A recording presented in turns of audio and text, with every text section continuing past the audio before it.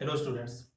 तो अब जो हम डिस्कस करने जा रहे हैं, ठीक, प्रॉपर्टी नंबर 9 डिस्कस करने जा रहे हैं डिटरमिनेंट के। लास्ट वाले लेक्चर में हम लोगों ने प्रॉपर्टी नंबर 7 तक डिस्कस कर लिया था। 8वां 9वां हम लोगों ने छोड़ के रखा था। ठीक, 8वां वाला जो है वो जब ये वाली प्रश्नावली हो जाएगी, ठीक, जो कि आपकी 4B होगी शायद। हाँ, 4B हो जाने के बाद इसके बाद जो हमारा क्या कहते हैं एक और टॉपिक बचेगा, ठीक, सारणी उपसारणी और क्या कहते हैं सहगुणनखंड। तो उसमें हम लोग प्रॉपर्टी नंबर 8 को डिस्कस करेंगे।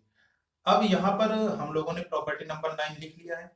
ये एक दूसरे नाम से भी जाना जाता है, ठीक, जिसको हम लोग फैक्टर थ्योरम ऑफ डिटरमिनेंट के नाम से भी इसको क्या कहते हैं पहचानते हैं।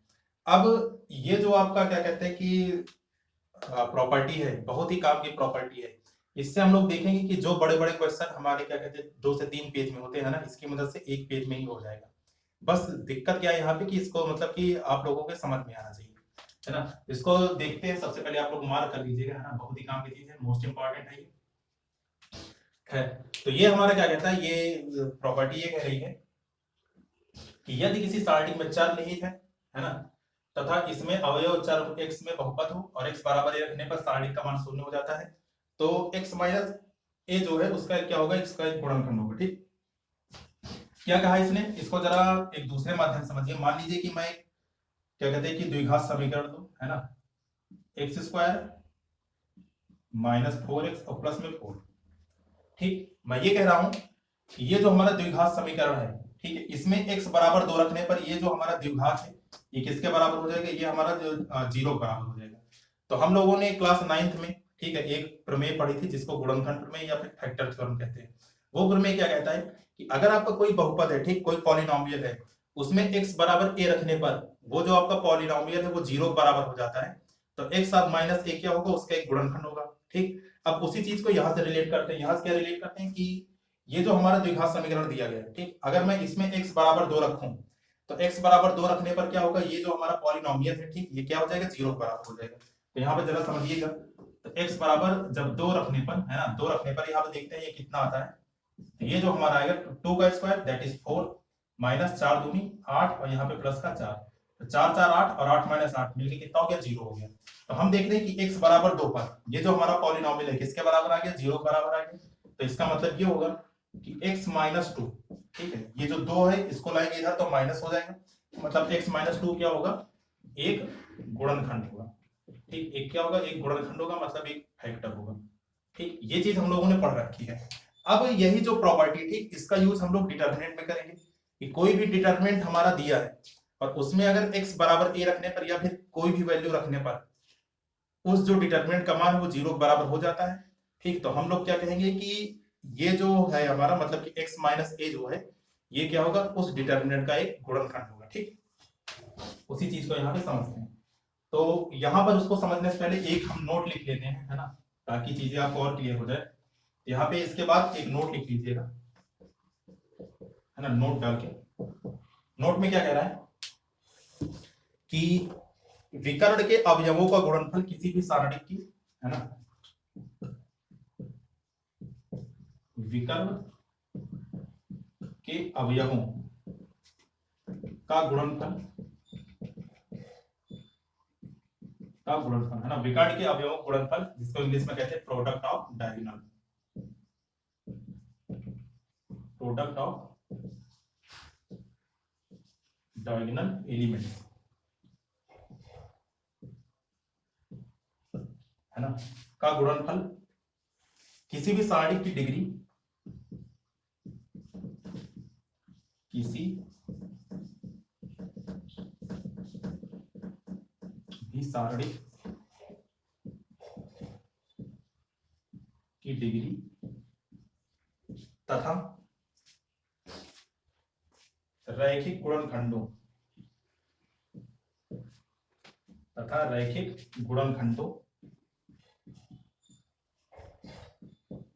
ब्रैकेट में लीनियर फैक्टर्स, है ना, लीनियर फैक्टर्स को दर्शाता है। ठीक, इसका मतलब क्या हुआ कि कोई भी अगर हमें डिटरमिनेंट दिया है, ठीक है, तो उसका जो विकर्ण होगा, अगर हम विकर्ण के अवयवों को, ठीक है, जो कि डायगोनल उसके एलिमेंट्स को गुणा करें तो वो क्या दर्शाता है, वो हमारा उस वो जो डिटरमिनेंट है उसकी डिग्री को तथा उसके लीनियर फैक्टर्स को दर्शाता है। ठीक, ये चीज यहाँ पे क्या कही जा रही है, इसको जरा आप समझिएगा करके। तो अगर हम यहाँ पे एक उदाहरण दें, है ना, तो उदाहरण से अगर इसको समझते ज्यादा समझ में आएगा। ठीक, एक एग्जांपल यहाँ पे लेता हूँ। तो पहला जो एग्जांपल है ना, यहाँ पे दिया गया है एग्जांपल नंबर 1। डेल्टा बराबर दे रखा है 1a square, 1b square, 1c square. ठीक है, और क्वेश्चन में कहा जा रहा है इसका मान निकालना है, का मान ज्ञात कीजिए। तो देखो, ये जो क्वेश्चन इस तरह के क्वेश्चन को करने के दो तरीके होते हैं। ठीक है, पहला तरीका जो आपको आगे बताया जाएगा, ये जो हम डिस्कस करने जा रहे हैं ये आपका दूसरा तरीका होता है। बेसिकली इसको बताया नहीं जाता है ना, ऐसे ही मतलब कि ये प्रॉपर्टी जाने बिना क्या कहते हैं चीजों को आगे बढ़ा दिया जाता है। लेकिन इस प्रॉपर्टी की तरफ अगर ध्यान दें तो इसकी जो वैल्यू है, ठीक, ये सबसे ज्यादा है। मतलब कि बड़े से बड़े क्वेश्चन आप जिसको सोच भी नहीं सकते है ना, वो इससे सॉल्व हो जाएगा और बहुत ही आसानी से हो जाता है। तो इस तरह के क्वेश्चन करने के लिए, ठीक है, जो पहला स्टेप होता है, मतलब ये जो सेकंड मेथड हम लोग डिस्कस कर रहे हैं, इसमें पहला स्टेप क्या होता है कि अगर आप लोग ध्यान दें तो ये हमारा क्या बनना है, ये हमारा डायगोनल बनना है। ठीक है, मेन विकर्ण बनना है, प्रिंसिपल डायगोनल या फिर मुख्य विकर्ण। पहला स्टेप क्या करना है, ये जो इसके एलिमेंट है इसको आपस में मल्टीप्लाई करना है। ठीक, तो यहाँ पे मैं लिख रहा हूँ, क्या लिख रहा हूँ, इसका सॉल्यूशन लिख रहा हूँ मैं कि ये जो मैं लिख रहा हूँ प्रोडक्ट ऑफ डायगोनल एलिमेंट,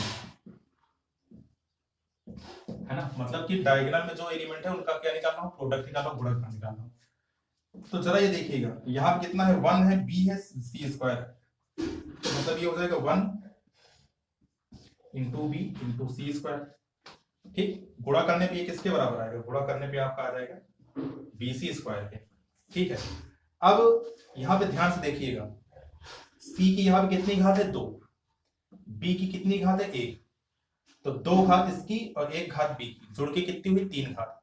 तो मतलब इसकी जो डिग्री निकली है ना, ये जो डायगोनल है, ठीक है, डायगोनल का जब हमने मल्टीप्लाई किया तो ये जो डिटरमिनेंट है, डिटरमिनेंट की डिग्री कितनी निकली, 3 निकली। तो यहाँ पे हम लोग लिखेंगे कि डिग्री, ठीक है, डिग्री बराबर किसकी आ गई, 3 की। अब हमने क्या कहा था कि जो हमने नोट लिखवाया था उसमें ये कहा था कि जो डिग्री होती है, ठीक है, और जो उसके फैक्टर्स होते हैं वो दोनों क्या होते हैं, बराबर होते हैं। ठीक, हमने क्या लिखा था यहाँ पे कि जो लीनियर फैक्टर होंगे, ये जो डिग्री होंगे, ठीक, वो एक ही चीज को दर्शाता है। मतलब डिग्री बराबर इसकी 3 आ गई और लीनियर फैक्टर इसके कितने आएंगे, लीनियर फैक्टर भी कितने आएंगे, 3 आएंगे, है ना। तो यहाँ पे लिख लेना लीनियर फैक्टर बराबर किसके आ गया, 3 के आ गए। ठीक, लीनियर फैक्टर क्या होता है, रैखिक गुणनखंड। अभी क्वेश्चन को जैसे सॉल्व करेंगे वो समझ में आएगा। ठीक, लीनियर फैक्टर की बात मैं क्या कर रहा हूँ। तो इसकी डिग्री कितनी आ गई, 3 आ गया, लीनियर फैक्टर कितना आ गया, 3 आ गया। आप जरा सोचिएगा, ठीक है, ध्यान से, पहला स्टेप हमारा हो गया ना, इसको मैं रफ कर देता हूँ। अब क्वेश्चन में आगे क्या करना है, क्वेश्चन में आगे ये करना है कि हमें ये सोचना है कि यहाँ पर ऐसी कौन सी वैल्यू रखूं कि जिसको रखने पर ये जो हमारा पूरा डायगोनल, पूरा जो क्या कहते हैं डिटरमिनेंट है, ये किसके बराबर आ जाए, ये जीरो बराबर आ जाए। तो अब यहाँ पे देखिएगा, अगर मैं इस क्या कहते हैं कि डिटरमिनेंट में, ठीक है, ये जो हमारा डिटरमिनेंट दिया गया है इसमें अगर हम a बराबर b रख दें, ठीक है, ध्यान से देखिएगा, इस डिटरमिनेंट में अगर हम लोग a बराबर b रखें तो क्या इसका मान 0 बराबर आ रहा है। ठीक है, ये जो मैं लिखने जा रहा हूं इसको रफ में क्या कहते हैं आपको सॉल्व करना है। मतलब कि जब भी हम क्वेश्चन करेंगे, अगर आप क्या कहते हैं ट्राई कर रहे हैं तो उसको रफ में करेंगे, है ना। अदरवाइज जैसे जैसे हम लोग आगे बढ़ेंगे, ठीक, इतनी प्रैक्टिस हो जाएगी कि क्वेश्चन देख के समझ जाएंगे कि हाँ यहाँ ये किससे सॉल्व होगा। तो मैं क्या कर रहा हूँ, a बराबर b रख के देख रहा हूँ। तो a बराबर b जरा इसमें रखता हूँ मैं, तो 1 a की जगह क्या रखा मैंने यहाँ पे b, यहाँ क्या हुआ b स्क्वायर। अच्छा, ये तो आपका वैसे ही 1b b स्क्वायर और 1c c स्क्वायर। तो अब जरा यहाँ पे देखिएगा कि ये जो r1 है, ठीक है, और ये जो r2 है, दोनों क्या है, आपस में इक्वल है। तो r1 बराबर किसके है, r2 के। और हमने क्या कहते हैं कि इससे पहले वाले लेक्चर में क्या देखा था, एक प्रॉपर्टी ये सीखी थी कि अगर किसी भी डिटरमिनेंट में कोई भी 2 रो अथवा 2 कॉलम आपकी इक्वल है, मतलब आइडेंटिकल है, तो वो जो डिटरमिनेंट होता है वो किसके बराबर हो जाता है, 0 बराबर हो जाता है। ठीक, तो यहाँ देखिए ये r1 और r2 आपस में क्या है, इक्वल है। तो अगर ये दोनों इक्वल हुआ तो मतलब ये डिटरमिनेंट किसके बराबर हो गया, 0 बराबर हो गया। तो हमने यहाँ से क्या निष्कर्ष निकाला, हमने निष्कर्ष ये निकाला कि a बराबर b रखने पर डिटरमिनेंट की वैल्यू क्या आ रही है, 0 आ रही है। तो इसका मतलब ये होगा कि a माइनस बी इसका क्या होगा, एक गुणनखंड होगा। ठीक, तो मतलब क्या निकला यहां से, a माइनस बी इसका एक गुणनखंड होगा। ठीक, अब यहां पे समझो, जो हमारा a माइनस बी निकला, ये हमारा निकला एक लीनियर फैक्टर, और अभी अभी हमने क्या कहते हैं कि ये जो डायगोनल है इसका मल्टीप्लाई किया था, तो कितने लीनियर फैक्टर निकले थे, 3 डिग्री निकली थी और 3 लीनियर फैक्टर निकले थे। तो मतलब a माइनस बी ये आपका पहला लीनियर फैक्टर हुआ, इसके जैसे 2 अभी और हमें निकालने हैं। ठीक, अच्छा ये रही हमारी पहली बात। दूसरी बात, एक बार और सोचते हैं कि अगर इस डिटर्मिनेंट में, ठीक, इस डिटर्मिनेंट में अगर मैं b बराबर c रखूं, ठीक है, दूसरी बात क्या है कि अगर मैं इसमें b बराबर c रखूं, तो b बराबर c रखने पर देखिए क्या होगा, b बराबर c हमने रखा, तो यहाँ पे 1a स्क्वायर, ठीक है, b बराबर किसके रखा, c के रखा, तो मतलब ये आपका क्या हो जाएगा, ये हमारा हो गया 1c स्क्वायर। अच्छा ये तो आपका पहले जैसे है 1c स्क्वायर। ठीक, अब यहाँ पे देखो R2 बराबर किसके आ रहा है, R3 के आ रहा है। ठीक, R2 बराबर किसके आ रहा है, R3 के, तो मतलब R2 बराबर जब R3 के है तो मतलब ये भी डिटरमिनेंट क्या हो गया, 0 बराबर हो गया। तो इसका मतलब ये हो गया कि b बराबर c रखने पर डिटरमिनेंट की वैल्यू 0 आ रही है, मतलब b माइनस c भी इसका क्या होगा, गुणनखंड होगा। तो यहां से क्या निकला कि b माइनस c भी इसका क्या होगा, गुणनखंड होगा। ठीक, ये दूसरा लीनियर फैक्टर निकला। अब बात करते हैं थर्ड लीनियर फैक्टर की। इसी प्रकार क्या हम c बराबर a रखेंगे, ठीक है, जिस दिन हम लोग c बराबर a रखें, तो यहाँ पर इसकी वैल्यू देखिए कितनी आ जाएगी, इसकी वैल्यू आ जाएगी आपकी, c बराबर a मैं रख रहा हूं, तो ये आपका आ जाएगा 1a स्क्वायर 1b स्क्वायर, और c की जगह मैंने क्या रखा, 1 रखा, तो c की जगह a रखा, तो 1a स्क्वायर। ठीक, अब यहाँ पे देखो, ये आपका R1 ये आपका R3 दोनों क्या है, इक्वल है, R1 और R3 इक्वल है, इसका मतलब क्या होगा कि ये भी डिटरमिनेंट किसके बराबर आ गया, 0 बराबर हो गया, और जैसे ही 0 बराबर आया तो इसका मतलब ये होगा कि c माइनस a इसका क्या होगा, गुणनखंड होगा। तो इसका मतलब हम लोग यहाँ से ये समझे कि a minus b minus c और c माइनस a तीनों क्या निकले, इसके गुणनखंड निकले। अब ये चीज तो हमने रफ में करी। ठीक, क्वेश्चन सॉल्व करेंगे तो उसको कैसे लिखेंगे, अब देखिए यहाँ पे लिखने का तरीका। ठीक, इसको मैं रफ कर रहा हूँ, लिखने का तरीका यहाँ पे देखिएगा। लिखने का तरीका में हमने क्या देखा, यहाँ पे आप लोग लिखिएगा कि a बराबर b रखने पर, ठीक है, सारणिक का मान, ठीक, a बराबर b रखने पर सारणिक का मान 0 प्राप्त होता है। ठीक, 0 प्राप्त होता है, अतः a माइनस बी सारणिक का एक गुणनखंड होगा, अतः a माइनस बी सारणिक का एक गुणनखंड होगा। ठीक, ये बात समझ में, a माइनस बी क्या होगा, सारणिक का एक गुणनखंड हो गया। अच्छा, जैसे a बराबर b रखा, वैसे हम लोगों ने b और c पर भी तो चेक किया, तो इसी यहाँ पे लिखेंगे इसी प्रकार, है ना, इसी प्रकार b बराबर c तथा c बराबर a रखने पर भी सारणिक का मान 0 प्राप्त होता है ना, सारणिक का मान 0 प्राप्त होता है। ठीक, अतः b माइनस सी और c माइनस ए भी इसका सारणिक का एक गुणनखंड होगा, अतः b माइनस सी तथा c माइनस ए भी, ठीक, क्या होगा, सारणिक का गुणनखंड होगा। ठीक, गुणनखंड होगा। चलिए, तो हमने क्या देखा कि a minus B minus C और c माइनस ए इसके क्या हो गया, इसके गुणनखंड हो गए। अब क्वेश्चन को इसको आगे कैसे सॉल्व करेंगे, इसको आगे सॉल्व करने का तरीका ये है कि हम लोग क्या करेंगे,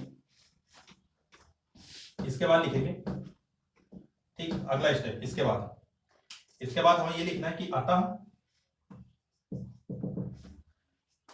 ठीक, अतः के बाद आप लोग ये उतारिएगा, है ना, पूरा डिटरमिनेंट किसके बराबर है, ठीक है, 1a square 1b square 1c square. ठीक है, ये बराबर आपका आ जाएगा k times a minus B B minus C और सी माइनस ए। के क्या है? के एक कोई भी नियतांक है, ठीक है। जब इसको हम सॉल्व करेंगे तब देखेंगे के की वैल्यू कितनी आती है, के की वैल्यू यहाँ पे रखेंगे और फाइनली इसका आंसर आ जाएगा। ठीक, इसको मैं मान के चल रहा हूँ थोड़ी देर के लिए आपका है समीकरण नंबर 1, है ना। ये कितना निकला हमारा? समीकरण नंबर 1 निकला। अब यहाँ पे देखिएगा, अब हम लोग क्या करेंगे, इसके बाद क्या करना होता है कि ए बी और सी की कोई भी वैल्यू हम लोग इस प्रकार मानते हैं, ठीक। कोई भी वैल्यू हम अपनी तरफ से इसमें रखते हैं, ठीक है, दोनों तरफ रखते हैं। और एक चीज ध्यान रखिएगा कि कुछ भी मानना, लेकिन ऐसी वैल्यू मत मानना कि इधर लेफ्ट हैंड साइड या फिर राइट हैंड साइड आपका जीरो आ जाए, मतलब कि हमारा जीरो नहीं आना चाहिए, ठीक। ऐसी वैल्यू आपको माननी है, कोई भी वैल्यू मान लीजिएगा, ठीक। आसान से आसान मानने की कोशिश करिएगा ताकि हमारा कम कैलकुलेशन में के का आंसर निकल आए, ठीक। तो हम क्या कर रहे हैं अपनी तरफ से, मैं मान के चल रहा हूं कि माना ए बराबर, ठीक है, ए बराबर हम लोग क्या मान के चलते हैं 1, है ना, या फिर ए बराबर 0 मान लो, है ना। ए बराबर 0, बी बराबर 1 तथा सी बराबर 2 रखने पर, ठीक। अब जरा यहाँ पे रखो, दोनों तरफ ये रखना है ना। तो जब यहाँ पे दोनों तरफ आप रखोगे तो ए की वैल्यू कितनी है? 0 है, तो मतलब 1, यहाँ पे 0, यहाँ पे 0, ठीक है, 1 1, यहाँ पे 1 आपका, और सी की वैल्यू है 1, ठीक है। सी की वैल्यू कितनी? 2, यहाँ पे 2, 2 का स्क्वायर कितना? 4, बराबर यहाँ पे के ए माइनस बी मतलब कि 0 माइनस 1, है ना। बी माइनस सी मतलब कि 1 माइनस 2, और यहाँ पे सी माइनस ए मतलब कि 2 माइनस 0, 2 माइनस 0। अब यहाँ पे देखो, इसको जब मैं सॉल्व करूंगा इसका काम खत्म हो गया,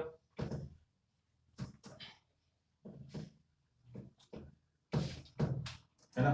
इसको जब सॉल्व करूंगा तो इधर मैं क्या कर रहा हूँ R1 के हिसाब से इसको एक्सपेंड कर दे रहा हूँ। क्यों? क्योंकि यहाँ पे देखो R1 में क्या है? 2 0 है। यहाँ पे मैं लिख रहा हूँ कि एक्सपेंडिंग, है ना, एक्सपेंडिंग along R1, ठीक। R1 के हिसाब से मैं इसको एक्सपेंड कर दे रहा हूँ, तो देखिए कितना आएगा। ये यहाँ पे 1, ठीक है, ये वाला कॉलम ये वाला रो आपका कैंसिल, तो 4 एकन्नम 4 माइनस 2 एकन्नम 2 बराबर, इधर सॉल्व कर लो तो यहाँ पे के इस ब्रैकेट से आपका -1, इस ब्रैकेट से आपका आया -1, और यहाँ से कितना आ गया? 2, माइनस माइनस प्लस, ठीक, 4 में से 2 गया 2, तो 2 बराबर 2 के, 2 से 2 कैंसिल, तो के की वैल्यू कितनी आ गई? 1 आ गई। अब क्या करेंगे, के की वैल्यू समीकरण 1 में रख देंगे, है ना, और वही हमारा आंसर हो जाएगा। इसके बाद लिखना है आपको कि के का मान समीकरण 1 में रखने पर, है ना। इसके बाद मैं लिख रहा हूं कि के का मान, ठीक, समीकरण 1 में रखने पर, तो के का मान जब समीकरण 1 में रखेंगे देखो कितना आ जाएगा। तो यहाँ पर हम लोग के का मान रखेंगे तो ये हमारा आ जाएगा 1a square, 1b b square, 1c c square बराबर के की वैल्यू आपकी कितनी है? 1, तो 1 से मल्टीप्लाई भी उतना ही रहेगा, तो मतलब हमारा आ जाएगा finally a minus B, B minus C और c माइनस डी। ये इसका क्या होगा? ये इसका आ जाएगा आंसर, ठीक। अभी के लिए ये क्वेश्चन भले ही देखने में बड़ा लग रहा हो, लेकिन यकीन मानिए जब जो क्या कहते हैं बड़े से बड़े क्वेश्चन हम लोग करेंगे और वहां पर जब मैं ये तरीका लगाऊंगा, ठीक है, एक तरीका ये वाला रहेगा और एक तरीका नॉर्मल तरीका, जिससे क्वेश्चन हमारे क्या कहते हैं कि सॉल्व करवाए जाते हैं।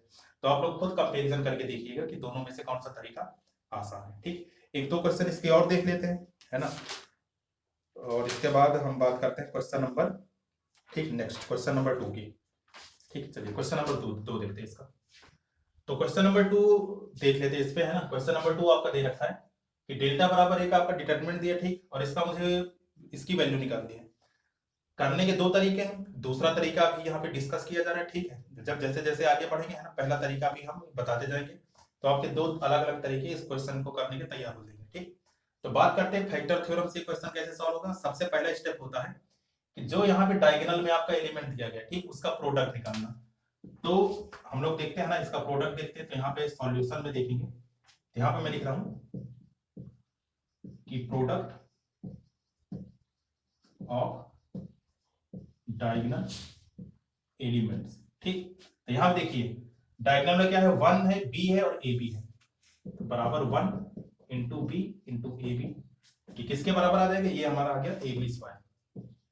अब इसके बाद हमने ये कहा था कि यहां पर इसकी डिग्री चेक करो। डिग्री देखिए यहाँ कितनी है, बी की घात 2 है, ए की घात कितनी है, 1 होती है। ठीक है, ए की घात यहाँ कितनी है, 1, तो 2 बी की घात और ए की घात 1 मिलके कितना हुआ, 3।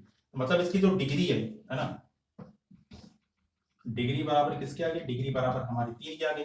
ठीक, मतलब लीनियर फैक्टर किसके बराबर आ जाएंगे, ठीक, लीनियर फैक्टर डिग्री के बराबर होती है, ये हमारे किसके बराबर आ गए, 3 के आ गए।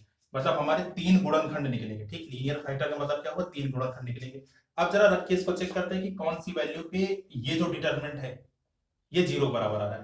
तो सबसे पहले अगर हम यहाँ पर a बराबर b रखें, ठीक, ध्यान से देखिएगा, मैं क्या कर रहा हूं कि इस क्वेश्चन में, ठीक है, a बराबर b रख रहा हूं, तो a बराबर b रखने पर, ठीक, तो a बराबर b हमने रखा, तो देखो यहाँ पे कितना आ गया, ये जो हमारा डेल्टा आ रहा है, डेल्टा बराबर आ रहा है 1, a की जगह हमने रखा b bc, ठीक है, 1 b, a की जगह हमने क्या रखा b, तो b इंटू सी आपका क्या होगा, bc, यहाँ पे 1 c a b। अब यहाँ पे देखिएगा ये जो R1 है, ठीक है, ये जो R1 है और ये जो R2 है, दोनों क्या है, आइडेंटिकल है, मतलब कि इक्वल है। तो R1 बराबर R2 का मतलब कि ये जो आपका डिटरमिनेंट है, डिटरमिनेंट की वैल्यू किसकी बराबर आ गई, 0 बराबर। तो यहाँ पे लिखिएगा, ठीक, क्या लिखेंगे, सिंस R1 बराबर R2 के हैं, therefore delta is equal to किसके आ गया, 0 के आ गया। अब डेल्टा बराबर 0 के आ गया, तो मतलब a माइनस बी क्या होगा, इसका एक गुणनखंड होगा। ठीक, तो लिखेंगे अतः a माइनस बी, ठीक है, सारणिक का एक गुणनखंड होगा। ठीक, a माइनस बी क्या हो गया, सारणिक का एक गुणनखंड हो गया। अच्छा, जैसे a माइनस बी सारणिक का एक गुणनखंड होगा, उसी प्रकार देखिए जब b बराबर c रखेंगे तब देखो क्या बनेगा, तो b बराबर जब c रखोगे तो यहाँ पे आ जाएगा आपका 1c, ठीक है, यहाँ पे 1c और c है, यहाँ पे b बराबर c रखोगे तो क्या आ जाएगा, 1c और c है, तब क्या होगा, R2 R3 के बराबर आ जाएगा, तब भी हमारा 0 हो गया। अच्छा, अगर a बराबर b रखने पे हमारा 0 आ गया, b बराबर c रखने पर भी 0 आ रहा है, क्या c बराबर a रखने पे 0 आ रहा है, ठीक, जरूर आएगा वहां से भी। तो c बराबर a रखो जरा, तो जब c की जगह a रखोगे तो देखो कितना आएगा, 1a, c की जगह a रखने पे ये क्या बना आपका ab बना। ठीक, यहाँ पे 1b, c की जगह क्या रखने पर, a रखने पर हमारा क्या बना, ठीक है, एक मिनट, हाँ, यहाँ पे 1a, यहाँ पे ab, 1b, और यहाँ पे c की जगह a रखने पर क्या है, c स्क्वायर, यहाँ पे 1c, और यहाँ पे क्या आ जाएगा आपका ए बी। एक मिनट यहाँ पे चेक कर लेते हैं, ठीक है, तो a माइनस बी तो खैर इसका हो गया, तो c बराबर जब a रखोगे, c बराबर a रखने पर, तो c बराबर a रखने पर देखिए कितना आ रहा है, यहाँ पे आ रहा है आपका 1a, ये आपका c की जगह a रखने पर आपका आ गया ए बी, 1b, और c की जगह a रखने पर आपका क्या आ गया, a स्क्वायर, और 1a ए बी। ठीक, तो अब यहाँ पे देखो ये R3 और R1 आपस में क्या है, इक्वल है। ठीक, तो ये R3 और R1 इक्वल है, मतलब कि ये जो डिटरमिनेंट है इसकी वैल्यू भी किसके बराबर आ गई, इसकी वैल्यू भी हमारी आ गई 0 बराबर। तो मतलब कि जैसे a माइनस बी इसका एक गुणनखंड होगा, वैसे ही b माइनस सी और c माइनस ए भी इसका एक गुणनखंड होगा। तो यहाँ पे हम लिखेंगे इसी प्रकार या फिर सिमिलरली, है ना, यहाँ पर हम लोग लिख रहे हैं कि इसी प्रकार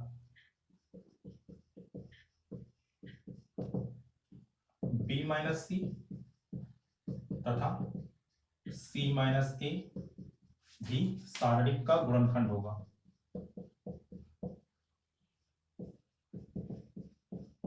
सारणिक का गुणनखंड होगा। ठीक, तो b माइनस सी और c माइनस ए भी इसका गुणनखंड होगा। अगला काम क्या होता है, अगला काम होता है कि इसको, ठीक है, और k के रूप में यहाँ पे लिखना। तो यहाँ पे इसके बाद लिखेंगे अतः, इसके बाद क्या लिखना, अतः 1a bc, 1b ca और 1c ab बराबर किसके आ जाएगा, यहाँ पे लिखेंगे k, है ना, और जो आपका गुणनखंड निकला था उसको लिख लो, तो a minus B, b minus C और सी माइनस ए, ये हमने लिख लिया। अब यहाँ पे देखो, अब क्या करेंगे, अपने तरफ से ए बी और सी की कोई भी वैल्यू रखेंगे, उसको सॉल्व करेंगे, पुनः यहाँ पे रख देंगे, तो वही हमारा क्या आ जाएगा, आंसर आ जाएगा। ये हमारा समीकरण नंबर 1। ठीक, तो यहाँ पे लिख लो कि माना ए बराबर 0, बी बराबर 1, सी बराबर 2 रखने पर। ठीक, ऐसी वैल्यू मानना है ताकि ये हमारा 0 ना हो, लेफ्ट हैंड साइड और राइट हैंड साइड आपका 0 ना हो। ठीक, अब यहाँ पे रखो, तो ए की जगह 0 रखने पे आपका क्या बना, 1 0, और बी की वैल्यू 1, सी की वैल्यू 2, तो 2 करना 2।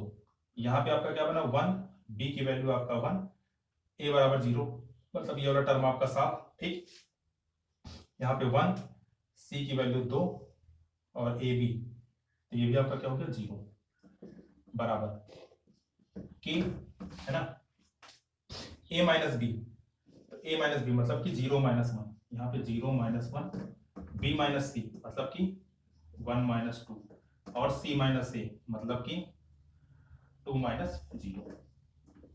ठीक, सॉल्व करते हैं इसको जरा। अब यहाँ पे देखो, इसको जब सॉल्व करेंगे तो कितना आएगा,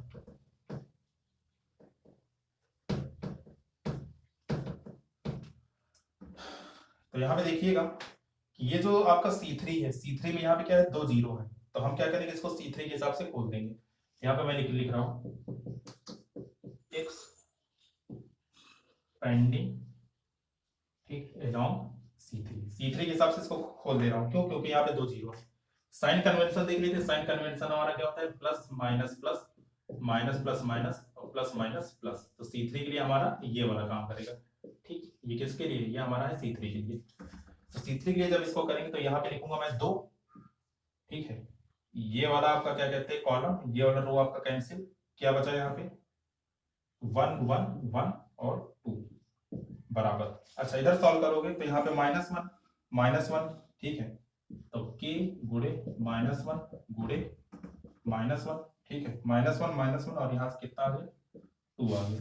तो मतलब इसको जब सॉल्व किया मैंने तो 2 इंटू 2 का नाम 2 माइनस 1, कितना आ गया 2 माइनस 1 बराबर, यहाँ कितना आ गया 2 की, 2 से 2 कैंसिल, तो k की वैल्यू कितनी आ गई, k की वैल्यू आ गई 1। k की वैल्यू आप कहाँ रखेंगे, समीकरण नंबर 1 में, है ना, पिछले क्वेश्चन की तरह। यहाँ पे लिखेंगे कि k का मान समीकरण 1 में रखने पर, तो जब k का मान समीकरण 1 में रखेंगे तो देखिए यहाँ पे होगा कितना, तो ये हमारा आ जाएगा, k का मान जब समीकरण 1 में रखेंगे तो आपको ये पूरा उतारना है, ठीक है, और k का मान यहाँ पे a रख दीजिएगा 1, तो 1 से मल्टीप्लाई होकर ये कितना आ जाएगा, ये इतना ही बचा, मतलब कि ये हमारा a minus B, B minus C और c माइनस ए, ये हमारा क्या आ जाएगा, आंसर आ जाएगा। ठीक, अब धीरे धीरे आपको समझ में आ रहा होगा कि क्वेश्चन कितनी आसानी से बन जाता है। अगर हम चाहें तो इसको मन में भी सॉल्व कर सकते हैं, है ना, एक टाइम ऐसा आएगा कि हम लोग खाली देख के बता देंगे कि आंसर इसका कितना है। ठीक, अब थोड़ा एक और क्वेश्चन मैं लेता हूँ, थोड़ा अच्छे लेवल का आपकी बात क्वेश्चन है, ठीक है, वो क्वेश्चन देखते हैं कि वो क्वेश्चन कैसे सॉल्व होगा। ठीक, बात करते हैं क्वेश्चन नंबर 3 की। चलो बात करते हैं क्वेश्चन नंबर 3 की।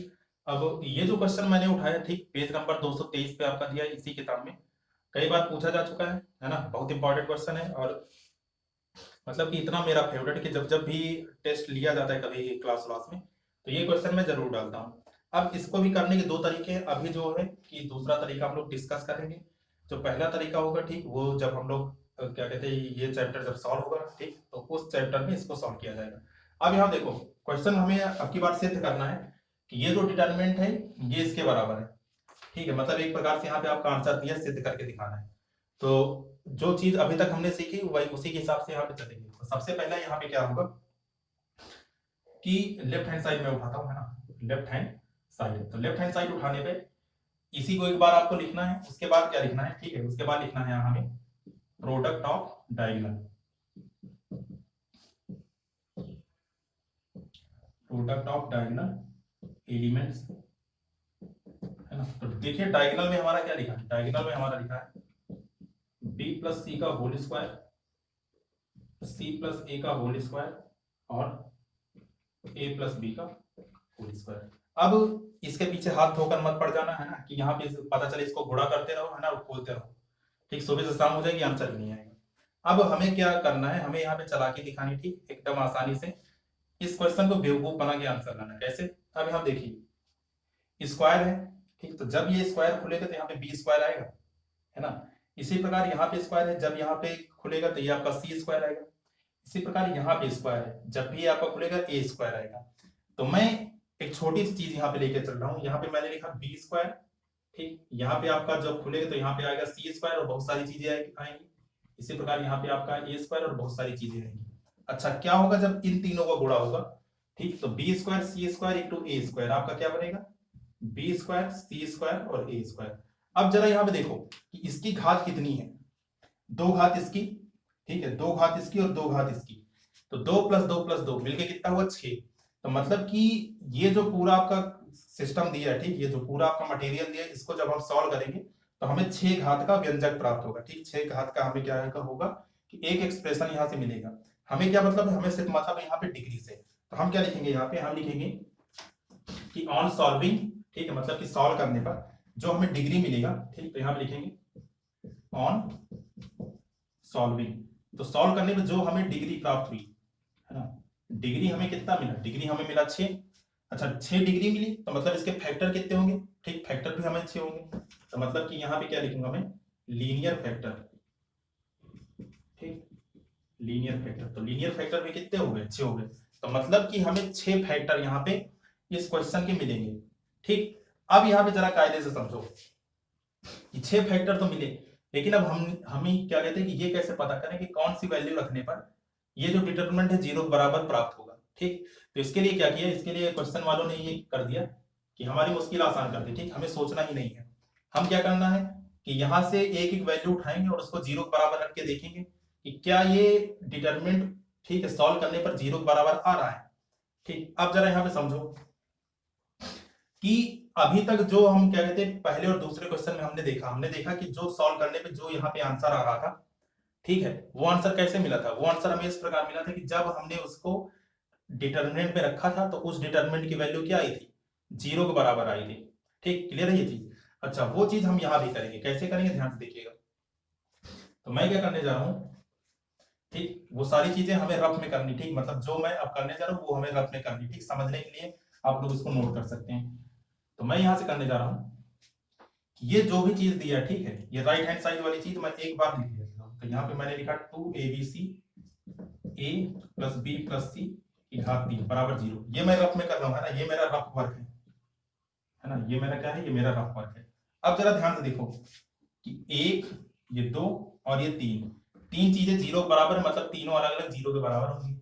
अब देखो 2 कभी भी 0 के बराबर हो सकता क्या है ना, तो 2 आपका 0 के बराबर कभी नहीं होगा, मतलब कि एक बार ABC बराबर 0 के, ठीक, और एक बार A + B + C का होल क्यूब बराबर किसकी, 0 के, ठीक। अब जरा यहां पे देखो फिर से पहली, दूसरी और तीसरी 3 अलग अलग चीजें किसके बराबर, 0 के। तो मतलब कि यहाँ से A बराबर 0 आएगा, यहाँ से B बराबर 0 आएगा और यहाँ से C बराबर 0 आएगा, ठीक। ये क्या है, इसको भी हम ऐसे ही लिख लेते हैं, A + B + C, A + B + C, A + B + C बराबर किसके, 0 के। 3 चीजें गुणनखंड में 0 के बराबर, मतलब तीनों अलग अलग भी 0 के बराबर होंगी। तो यहाँ पे A + B + C बराबर 0 पहली बार, A + B + C बराबर 0 दूसरी बार, और A + B + C बराबर 0 ये आपका तीसरी बार। अब जरा यहाँ पे कायदे से समझिएगा, ये हमने क्या किया, हमने ये किया कि ये जो इन्होंने आंसर दिया, ठीक है, उसको हमने 0 के बराबर रखा, और 0 के बराबर रखने पर हम ये यहाँ पे फाइंड आउट करने की कोशिश कर रहे हैं कि 0 के बराबर रखने पर आखिर इसकी वैल्यू कितनी मिल रही है, ठीक। तो हमने यहाँ पे देखा कि ABC जब 0 के बराबर रखा तो A की वैल्यू 0, B की वैल्यू 0 और C की वैल्यू 0 है, ठीक। तो इसका मतलब ये हुआ, ठीक, इसका मतलब ये हुआ कि अगर हम A बराबर 0 यहाँ पे क्वेश्चन में रखें, ठीक है, A बराबर 0 अगर हम क्वेश्चन में रखें तो ये जो आपका डिटरमिनेंट है इसकी वैल्यू 0 के बराबर आनी चाहिए। तो अगर A बराबर 0 रखने पर, ठीक, ध्यान से सुनना कि अगर A बराबर 0 रखने पर जो डिटरमिनेंट है वो 0 के बराबर आ गया, तो इसका मतलब ये हुआ कि A - 0, ठीक, A - 0 इसका एक क्या होगा, फैक्टर होगा। क्यों? क्योंकि अभी हमने ये बताया था कि अगर x बराबर अल्फा रखने पर कोई भी डिटरमिनेंट है 0 के बराबर आ रहा है, तो मतलब क्या होगा कि x - अल्फा उसका क्या होगा, फैक्टर होगा। तो इसी प्रकार हमने ये कहा कि A बराबर 0 रखने पर अगर डिटरमिनेंट की वैल्यू 0 है तो मतलब A - 0 या फिर A इसका क्या होगा, गुणनखंड होगा। ठीक इसी प्रकार बी बराबर 0, इसी प्रकार सी बराबर 0, इस पे हम लोग चेक करेंगे। तो अब ये जो भी स्टफ हमने लिखा, ठीक, इसको जरा चेक करता हूं मैं यहाँ पे साइड में, या फिर यहाँ पे मिल गया है। ठीक, इसको मैं थोड़ी देर के लिए रफ करता हूँ, है ना, और a बराबर 0 रखने पर यहाँ पे चेक करता हूँ। अब जो हमें लिखना, अब हमें फेयर में लिखना है। ठीक है, ये हमें रफ में अपने सहूलियत के लिए हमने लिख दिया साइड में, अब ये फेयर वर्क करना है ना। तो ये क्वेश्चन उतारना है, क्वेश्चन के नीचे लेफ्ट हैंड साइड पे अभी अभी जो हमने लिखा, क्या कहते हैं कि प्रोडक्ट ऑफ डायगोनल डिग्री, है ना, लीनियर फैक्टर। अब उसके बाद उसके नीचे ये चीज लिखना जो मैं लिखने जा रहा हूँ, है ना। तो यहाँ पे क्या लिखेंगे कि a बराबर 0 रखने पर, तो a बराबर 0 जहां यहाँ पे रखो समीकरण, तो ये हमारा आ गया डेल्टा बराबर, ठीक, हमारा डेल्टा बराबर है b प्लस सी होल स्क्वायर। ठीक है, b प्लस सी होल स्क्वायर। अब जरा यहाँ पे देखिएगा, a स्क्वायर मतलब ये 0 हुआ, ये 0 हुआ, 0 0, ठीक, बाकी जैसे वैसे उतार दो। b स्क्वायर, a की जगह क्या रखा 0, तो c प्लस 0 होल स्क्वायर मतलब c स्क्वायर, और c का स्क्वायर हमारा यहाँ पे कितना है c स्क्वायर। इसी प्रकार यहाँ पे b स्क्वायर, इसी प्रकार यहाँ पे c square a plus b, तो a बराबर 0 रखूंगा, 0 प्लस b मतलब b, है ना, तो ये आपका कितना है b स्क्वायर। ठीक, अब देखो R1 में अगर आप नजर दौड़ाएं तो यहाँ पे ये दो एलिमेंट आपके 0 है, मतलब मैं R1 के हिसाब से इसको मैं खोलूं तो इसकी वैल्यू कितनी आ जाएगी, है ना। तो यहाँ पे मैं क्या कर रहा हूँ, एक्सपेंडिंग अलोंग का क्या कर रहा हूँ R1, तो यहाँ पे मैंने लिखा एक्सपेंडिंग अलोंग R1। तो R1 के हिसाब से जब हमने खोला तो यहाँ पे मैं क्या लिखूंगा b प्लस सी का होल स्क्वायर। ठीक है, ये वाला आपका रो, सॉरी ये वाला कॉलम, ये वाला रो आपका कैंसिल, तो b स्क्वायर सी स्क्वायर, ठीक, माइनस नीचे से ऊपर जाने पे b माइनस, तो b स्क्वायर सी स्क्वायर, ये b स्क्वायर b सी स्क्वायर कैंसिल। ठीक, तो मतलब यहाँ पे 0 0 से मल्टीप्लाई होकर ये क्या आ गया 0, तो मतलब कि डेल्टा बराबर किसके आ गया 0 पे आ गया। अब जैसे हमने a बराबर 0 पे रखा तो डेल्टा की वैल्यू क्या आ गई 0 पे, इसी प्रकार b बराबर 0 रखेंगे तब भी हमारा 0 आ जाएगा, c बराबर 0 रखेंगे तब भी हमारा 0 आ जाएगा। तो मतलब हमने यहाँ से क्या निष्कर्ष निकाला, हमने यहाँ से ये निष्कर्ष निकाला कि ABC क्या हुआ, इसका एक गुणनखंड हो गया। ठीक, तो यहाँ पर इसके बाद लिखेंगे, ठीक, इसके बाद आपको क्या लिखना है ना, इसके नीचे हमें लिखना है कि कहां से लिखूं, यहां से, कि सिंस a बराबर 0 पर सारणिक का मान 0 है, अतः a माइनस 0 या फिर a इसका एक गुणनखंड होगा, इसका एक गुणनखंड होगा, है ना। इसी प्रकार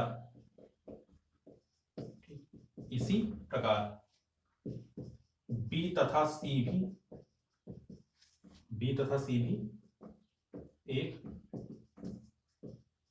गुणनखंड होगा।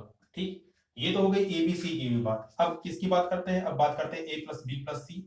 ठीक है, a plus b plus c बराबर 0, और इसकी बात कर लेते हैं, है ना। चलिए अब देखते हैं a plus b plus c पे क्या होता है।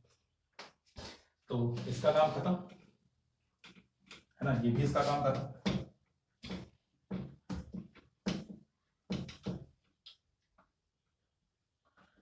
ठीक है, अब यहाँ देखो a plus b plus c बराबर 0 पर अगर हमारा क्या कहते हैं कि ये सारणिक का मान 0 आ गया, है ना, तब भी हम लोग क्या कहेंगे कि ये इसका क्या हो जाएगा, गुणनखंड हो जाएगा। तो इसका मतलब ये हुआ कि now a plus b plus c बराबर 0 या फिर b प्लस c बराबर माइनस a रखने पर, ठीक, a plus b plus c बराबर 0 या फिर b प्लस c बराबर माइनस a, तो b प्लस c की जगह माइनस a जरा यहाँ पे रखो तो देखो कितना आएगा, ये हमारा आ जाएगा डेल्टा बराबर, ठीक है, b प्लस c की जगह क्या रखूंगा मैं माइनस a, तो माइनस a का होल स्क्वायर कितना आ जाएगा, माइनस a का होल स्क्वायर आपका आ जाएगा, ठीक, यहाँ पे माइनस a का होल स्क्वायर मतलब ये कितना आ गया आपका, ये आपका आ गया a स्क्वायर। अच्छा, यहाँ पे a स्क्वायर और यहाँ पे a स्क्वायर आपका पहले से, ठीक, ये बात समझ में आई। अच्छा, इसी प्रकार देखो जैसे हमने b प्लस सी बराबर किसके रखा, b प्लस सी बराबर माइनस a के रखा, ठीक है, इसी प्रकार इसके आगे लिखूंगा तथा यहां से a प्लस b प्लस सी बराबर 0, तो a प्लस b ध्यान से देखिएगा, ठीक है, यहाँ पे क्या है, यहाँ पे c प्लस a है, तो c प्लस a बराबर किसके आ जाएगा माइनस b के, तथा c प्लस a बराबर माइनस बी और a प्लस बी बराबर माइनस सी रखने पर, है ना। ये जो भी चीज है ये सब एक ही जगह रखना है ना, एक ही डिटरमिनेंट में इसको क्या करना है, रखना है। अब इसको मैं अब कर देता हूं। तो अब यहां पे देखिएगा ये जो हमारा आ गया, ठीक, ये हमारा आ गया बी स्क्वायर और सी प्लस ए की जगह यहां पे कितना रखेंगे, बी स्क्वायर, ठीक है। सी प्लस ए की जगह बी स्क्वायर और ये सी स्क्वायर।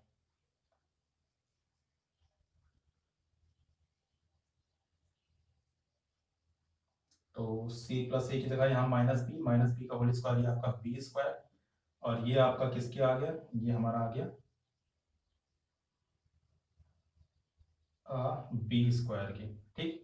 इसी प्रकार यहाँ पे सी स्क्वायर, यहाँ पे सी स्क्वायर और यहाँ पे भी किसके, सी स्क्वायर, ठीक। अब चले यहाँ पे देखो कि C1, C2 और C3 तीनों आपस में क्या है, इक्वल है, ठीक। और हमने आपको एक प्रॉपर्टी ये सिखाई थी कि अगर किसी भी मैट्रिक्स में कोई भी दो रो अथवा दो कॉलम आपके इक्वल हैं तो उस मैट्रिक्स उस डिटरमिनेंट की वैल्यू किसके बराबर आती है, 0 बराबर आती है। तो यहाँ पे लिखिएगा क्या कि सिंस C1 बराबर C2 बराबर C3 देयरफॉर डेल्टा बराबर किसके आ जाएगा, 0 के। अब जैसे ही डेल्टा बराबर 0 के आया तो हमने यहाँ से क्या निष्कर्ष निकाला, हमने निष्कर्ष ये निकाला कि a plus B plus C, a plus B plus C और a plus B plus C इसके क्या होंगे, इसके गुणनखंड होंगे। तो यहाँ पे लिखेंगे अतः, ठीक, इसके नीचे आपको लिखना है ना, इसके नीचे अतः a प्लस बी प्लस सी, एक बार a प्लस बी प्लस सी, एक बार a प्लस बी प्लस सी, एक बार a प्लस बी प्लस सी, तीनों को मल्टीप्लाई करेंगे तो क्या बनेगा, क्यूब। तो a plus B plus C cube दिए गए सारणिक का a plus B plus C cube भी, है ना, भी दिए गए सारणिक का एक गुणनखंड होगा, दिए गए सारणिक का एक गुणनखंड होगा। अब जैसे ही हम लोगों ने ये चेक कर लिया, ठीक, कि सारी वैल्यू रखने पर ये हमें क्या मिल रहा है कि जो जितने भी हमने यहाँ पे गुणनखंड देखे, ठीक, सब पे 0 प्राप्त हो रहा है। अब हमें क्या लिखना है कि अब हमें ये लिखना है कि ये जो पूरा चीज है, ठीक, इसको जैसे कि हम लोग पिछले वाले क्वेश्चन में बराबर k इंटू समथिंग के लिखते थे, वैसे यहाँ भी हम लोग लिखेंगे, ठीक। तो हम लोग अब क्या लिखेंगे, उसके बाद लिखना ना, इसके बाद लिखना है आपको कि अतः, ठीक, ये पूरा रफ,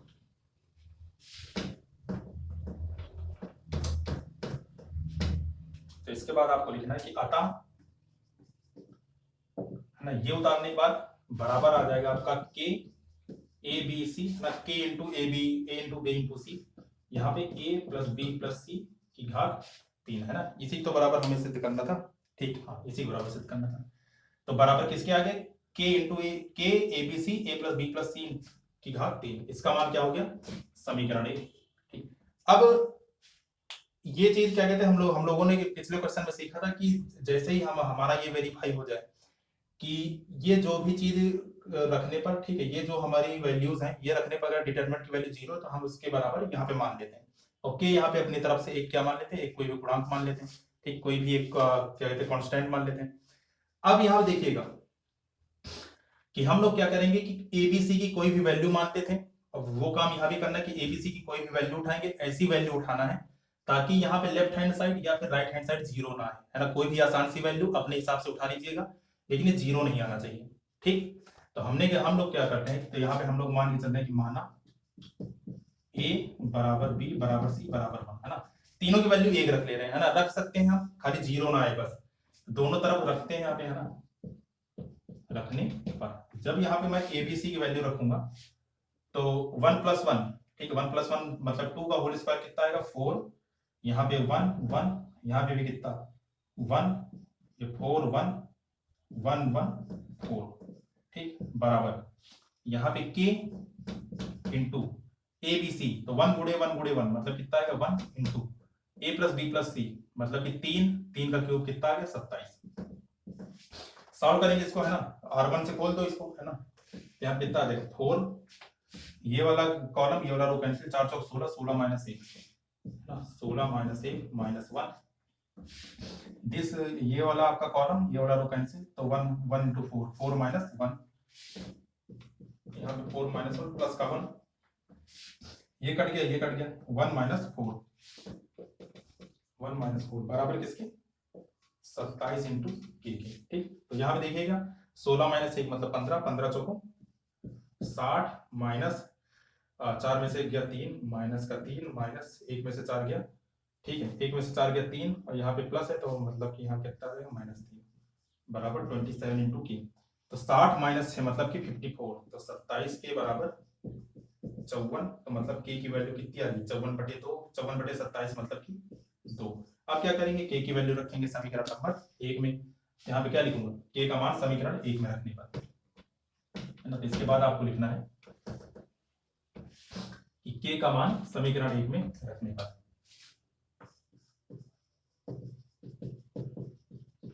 के का मान समीकरण 1 में रखने पर, तो जब के का मान समीकरण 1 में रखेंगे तो के बराबर यहाँ पे कितना आ जाएगा, 2 आ जाएगा।